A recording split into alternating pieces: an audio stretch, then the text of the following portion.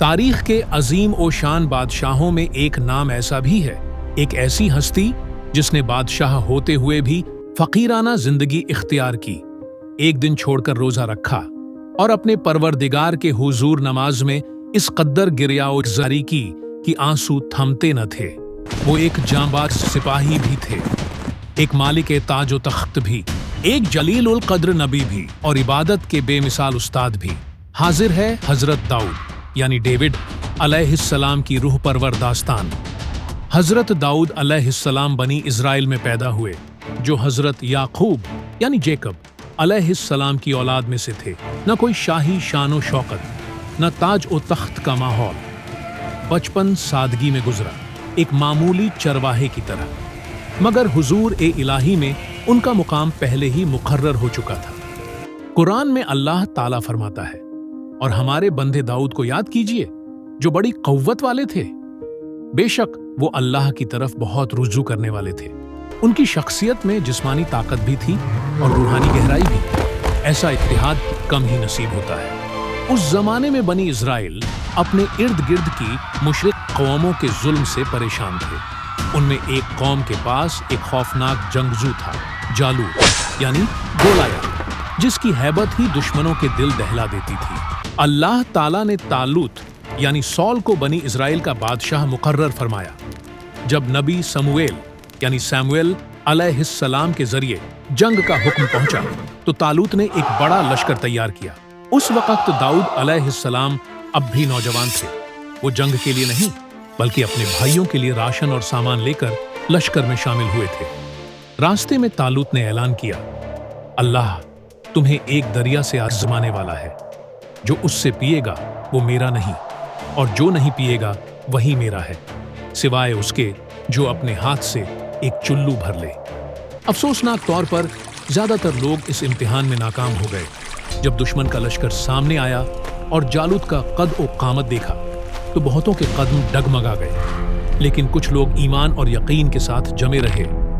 तभी जालूत मैदान में आया और ललकारा। इस मौके पर सबसे कम उम्र दाऊद अलैहिस्सलाम आगे बढ़े, एक पत्थर उठाया, गुलेल में रखा और पूरे यकीन के साथ फेंक दिया। बस एक ही बार और जालूत जमीन पर ढेर हो गया। ये मंजर देखकर बनी इज़राइल का हौसला बुलंद हुआ और उन्होंने दुश्मन को शिकस्त दी। ये फतह तारीख का रुख बदल देने वाली साबित हुई। वक्त गुजरा, दाऊद अलैहिस्सलाम जवान हुए, कुव्वत और हुनर में इजाफा हुआ।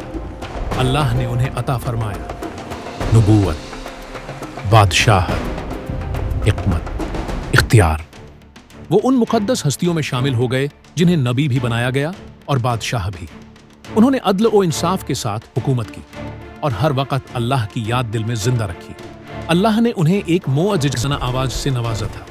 जब वो तस्बीह पढ़ते तो पहाड़ और परिंदे भी उनके साथ हमदे इलाही में शामिल हो जाते। उन पर ज़बूर नाजिल हुई, एक ऐसी किताब जो हमद, हिकमत और जिक्र ए इलाही से लबरेज थी।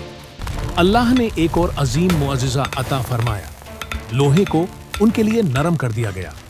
वो उससे जिरह और हथियार बनाते और लोगों को हुनर और हिफाजत सिखाते थे। ताज और तख्त के मालिक होने के बावजूद उनकी जिंदगी इंतहाई सादा थी।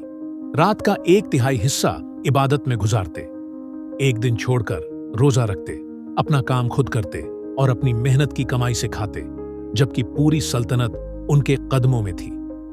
अल्लाह ने उन्हें एक मुकदमे के जरिए आज़माया। 2 लोगों का झगड़ा पेश हुआ। उन्होंने एक पक्ष की बात सुनकर राय दे दी, मगर फौरन महसूस हुआ कि ये इम्तिहान था। तुरंत तौबा की और अल्लाह ने माफ फरमाकर उनका दर्जा और बुलंद कर दिया। उनकी औलाद में हजरत सुलेमान अलैहिस्सलाम भी थे, जिनके जरिए उनकी विरासत आगे बढ़ी। आखिरकार उन्होंने एक ऐसी जिंदगी के बाद जो इबादत, रहनुमाई और इंसाफ की जद्दोजहद से भरी हुई थी, सुकून से इंतकाल फरमाया। एक चरवाहे से एक जांबाज तक, एक बादशाह तक, एक नबी तक, हजरत दाऊद अलैहिस्सलाम क़यामत तक आने वालों के लिए अल्लाह की इबादत, तवाज़ो और फरमाबरदारी की अजीम मिसाल बने रहेंगे।